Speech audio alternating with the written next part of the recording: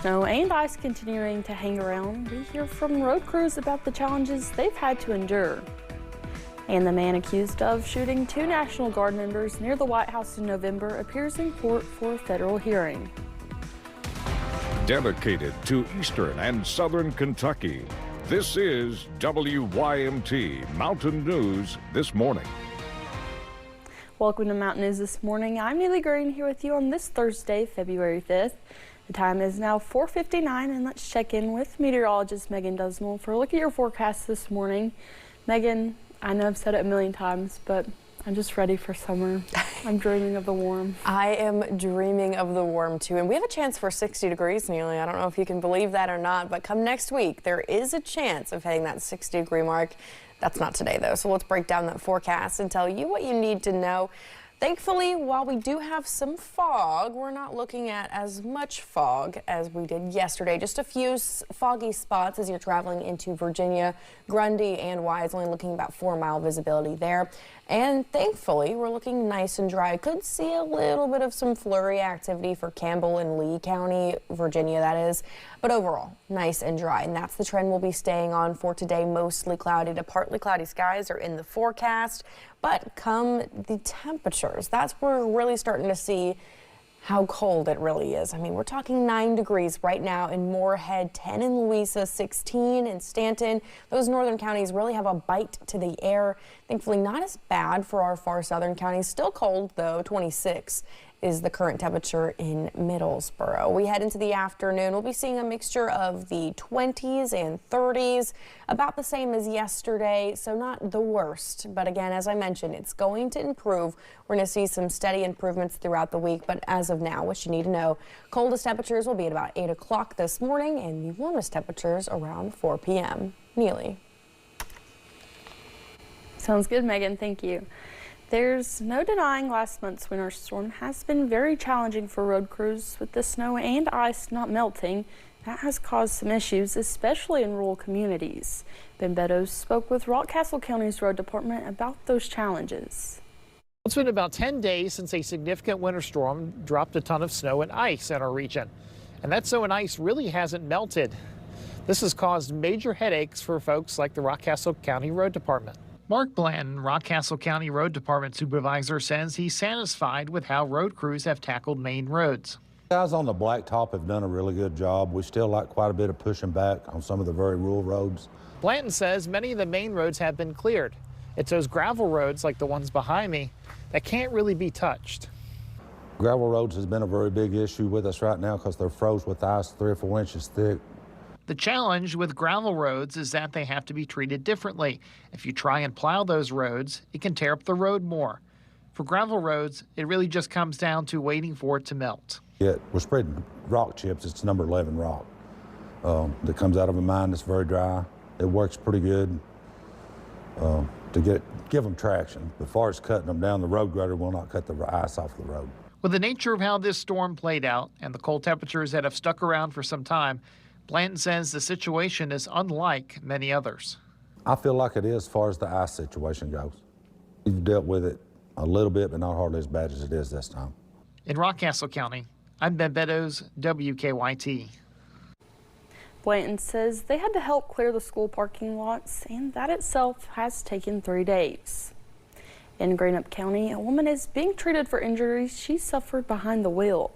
The woman was driving on Ohio River Road on Monday, according to the sheriff's office incident report.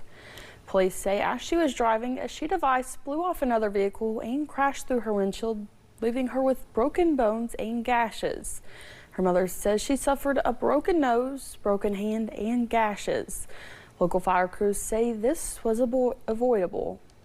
There's enough distractions and things other drivers have to worry about. I'm sure you're probably going to be warming your car up. Take the 2 or 3 minutes to break it up to ensure the safety not only of you, but the other motorists on the road.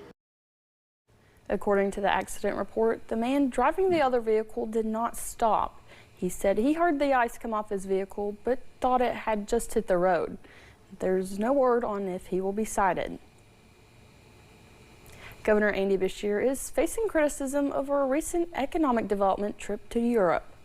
The Herald Leader reports Republicans are calling the $40,000 expense a waste of taxpayer dollars, suggesting it's a move to boost his image for a future presidential run.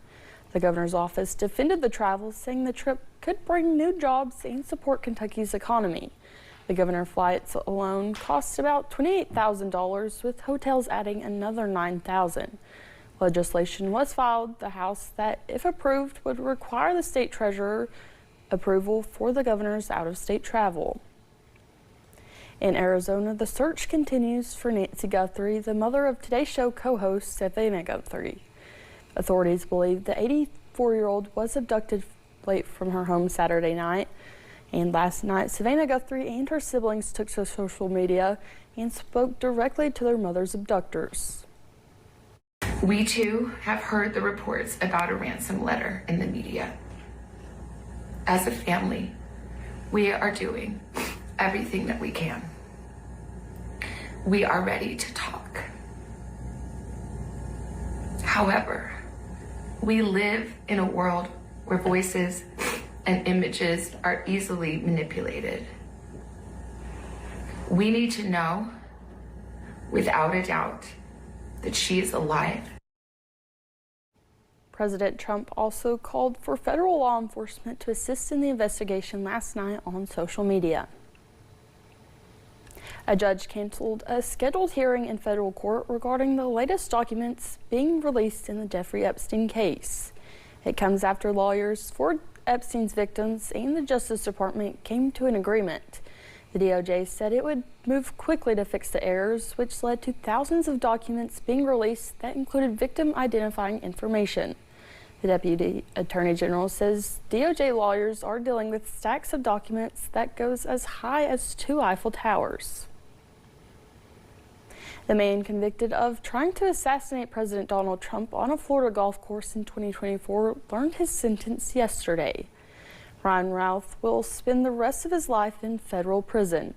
Routh's sentencing had initially been scheduled for December, but the judge presiding over the case agreed to move the date back after Routh decided to use an attorney during the sentencing phase instead of representing himself as he did for most of the trial. On Wednesday, the White House border czar announced 700 law enforcement agents will be withdrawn from Minnesota. Tom Homan says the partial withdrawal came after productive talks with state and city officials. Those discussions focused on expanding coordination between local jails and federal immigration authorities, but Homan also made it clear the Trump administration border immigration strategy has not changed. President Trump fully intends to achieve mass deportations during this administration, and immigration enforcement actions will continue every day throughout this country. President Trump made a promise, and we have not directed otherwise. About 2,000 federal officers now remain in Minnesota. Homan says a full withdrawal is possible, but it is contingent on stopping what he called threatening activity against ICE agents. The man accused of killing one member of the National Guard and injuring another near the White House in November pleaded not guilty in federal court yesterday. The suspect potentially faces the death penalty. WYMT Washington correspondent Brendan Collerton has the latest from the courtroom. Federal prosecutors say they are searching for a path to seek the death penalty for Romano Lackenwall. Lackenwall pleaded not guilty to all 9 federal charges, including first-degree murder. Lackenwall is an Afghan national who federal officials say was admitted into the country due to his counterterrorism work for the CIA against the Taliban.